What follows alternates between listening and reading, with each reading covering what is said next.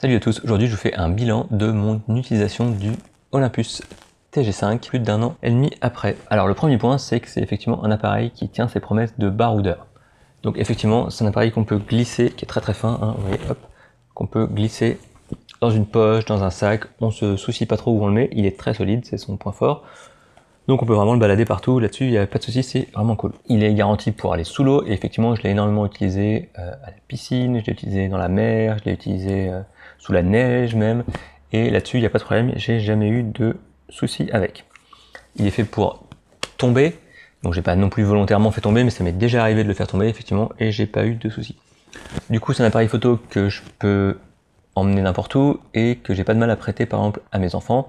Je le mets en mode automatique, je leur file et ils s'amusent à faire des photos et c'est vraiment cool. C'est le premier appareil photo type baroudeur qui est capable de prendre des photos en RAW, en format brut pour améliorer le post-traitement. Donc moi qui aime bien faire du post-traitement pour trier et améliorer mes photos, j'étais assez content. Autre point très sympa, le mode macro qui permet de s'essayer à la macrophotographie sans avoir de matériel dédié.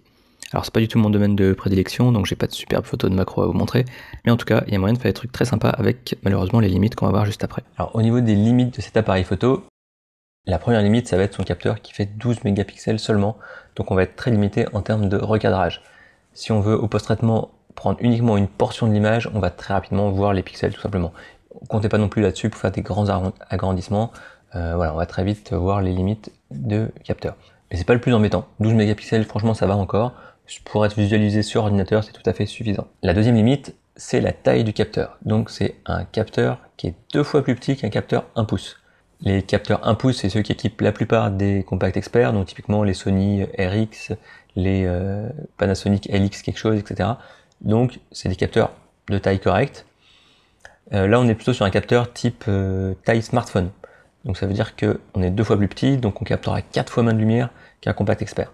La petite taille du capteur, ça va avoir comme conséquence premièrement une montée en ISO très rapidement mauvaise, c'est-à-dire qu'à partir de 800, on va commencer à avoir sensiblement le bruit, à 1600, il va être vraiment présent, ça va encore être utilisable, mais 3200, 6400, etc., ça va vraiment être soit très lissé, soit très bruité.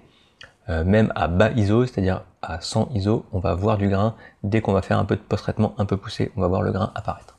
La deuxième conséquence de ce petit capteur, ça va être une mauvaise dynamique, c'est-à-dire que dès qu'on va avoir des scènes avec un contraste important, par exemple un tout petit peu d'ombre et du ciel à côté, on va avoir soit les ombres bouchées, soit le ciel cramé.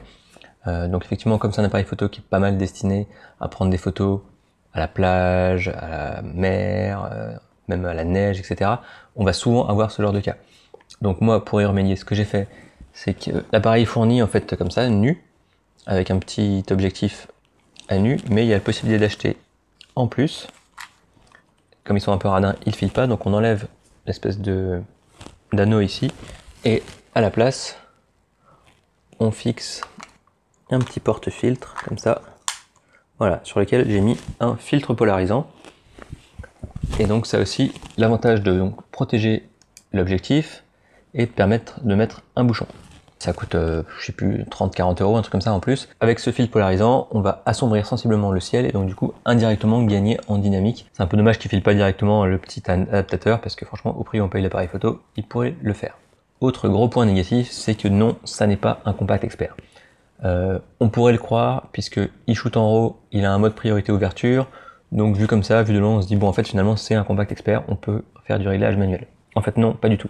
Et là c'est vraiment une vraie déception, puisque c'est pas une limite technique, mais c'est un choix logiciel qui a été fait par le constructeur. En fait, quand on est en priorité ouverture, donc on se met en mode priorité ouverture sur la petite molette arrière, on peut régler l'ouverture à 3 niveaux seulement. C'est-à-dire quand on est au grand angle, on va être à F2, F2.8, donc franchement une différence à peine, et bim, direct on passe à F8. Donc, en fait on a très peu de réglages. Quand on est à fond de zoom, là encore on va avoir 3 réglages qui sont 4.9, 6.3 et F18, où F18 c'est vraiment de la bouillie, c'est inutilisable. Donc grosso modo, on va avoir un mode priorité ouverture qui va se contenter de dire bah ouvre à fond.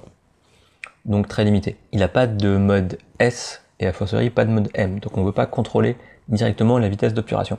Et même quand on se met en priorité ouverture à ISO 100, on aurait besoin d'un temps de pause de quelques secondes, et bien l'appareil photo limite à une demi-seconde. Le maximum qu'il puisse faire c'est une demi-seconde, sauf si on se met en mode nuit, dans ce cas-là c'est 4 secondes.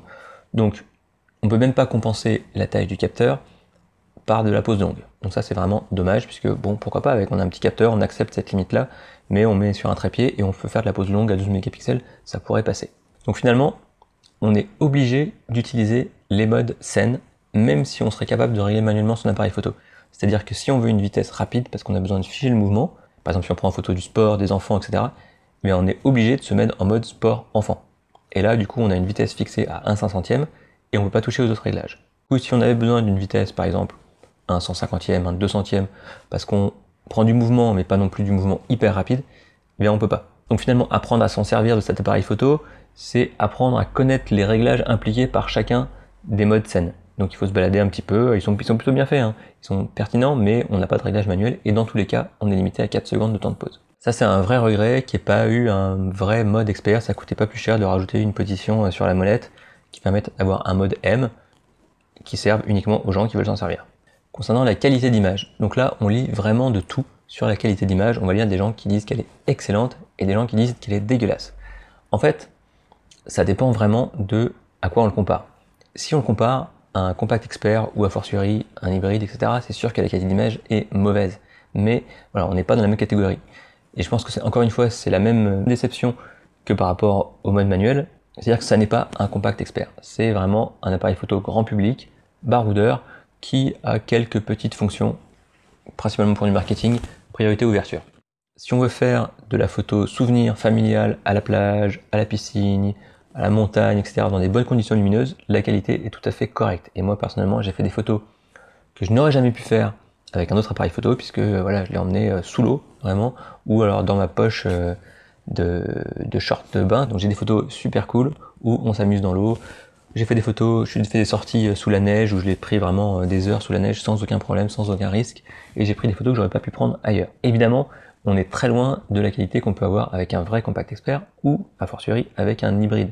Sur les photos de paysage, je me suis quand même fait plaisir en prenant des panoramas, où là, ça rattrape finalement les seulement 12 mégapixels. Donc, les gens qui disent qu'il est très bon en termes de qualité d'image, c'est parce qu'ils le comparent au point and shoot habituel ou aux autres baroudeurs. Donc là, effectivement, il est plutôt bon. Avec un fil polarisant que je recommande, on améliore encore un peu la dynamique et on compense un petit peu cette manque de dynamique. Ceux qui disent qu'il est mauvais, c'est principalement un public expert qui effectivement le compare à des vrais appareils photo pro ou en tout cas experts. Finalement, les vrais concurrents de cet appareil photo, c'est pas les compacts experts, puisque un compact expert vous l'emmènerez pas sous l'eau et celui-là ne rivalise pas avec un compact expert. Les vrais concurrents, c'est les action cam. Là-dessus, on est finalement sur quelque chose d'assez proche, donc quelque chose de tout terrain, simple d'utilisation, mode automatique, fait pour faire de la 4K, fait pour faire de la photo à basse définition. La différence, c'est qu'on est quand même sur une ergonomie plus photo. Là-dessus, il sera meilleur, on a un meilleur cadrage, on a quand même un écran, même s'il n'est pas formidable, il est quand même d'une taille correcte. On a un petit flash, on a tout ce genre de fonctions. Voilà. On a du format RAW qui, de mon expérience, est quand même assez limité. En termes de dynamique, j'ai vraiment du mal à récupérer les ciels, même en baissant sensiblement les hautes lumières. Je sais pas, ça réagit peu. Je vous montrerai un petit peu sur Lightroom. Voilà. Si je prends cette photo, que je baisse l'exposition, on voit que j'ai toutes les infos qu'il faut dans le ciel. Par contre, si je baisse les hautes lumières, pour autant, ça ne me permet pas de récupérer le ciel. Donc je suis obligé de post-traiter avec des fils gradués, c'est un peu plus compliqué. Voilà mon retour sur cet Olympus TG5. Donc pour moi, c'est un baroudeur qui tient ses promesses, sauf celle d'être un baroudeur expert. Pas du tout. C'est un baroudeur point and shoot, comme on dit, c'est-à-dire que vous prenez des photos en mode automatique ou en mode scène un petit peu amélioré. Profitez-en pour aller prendre des photos que vous ne pourriez pas prendre par ailleurs, donc des photos sous l'eau, à la plage, etc. Mais n'attendez pas une qualité photo d'un vrai appareil photo, ne prenez pas ça comme unique appareil photo si vous voulez faire des sorties photos. Par contre, moi, j'aime bien le prendre en vacances pour effectivement faire des photos où on s'éclate à la mer. Voilà, j'espère que ça vous aura plu, j'espère que ça vous aura intéressé, que ça aura permis de clarifier un petit peu tout ce qu'on lit sur internet sur cet appareil photo. Si cette vidéo vous a plu, mettez-moi un petit pouce, n'hésitez pas à me poser des questions juste en dessous dans les commentaires, je vous y répondrai. Vous pouvez vous abonner en cliquant sur ma tête et je vous dis à bientôt et bonne photo, ciao. Voilà mon retour sur ce Fujifilm... merde.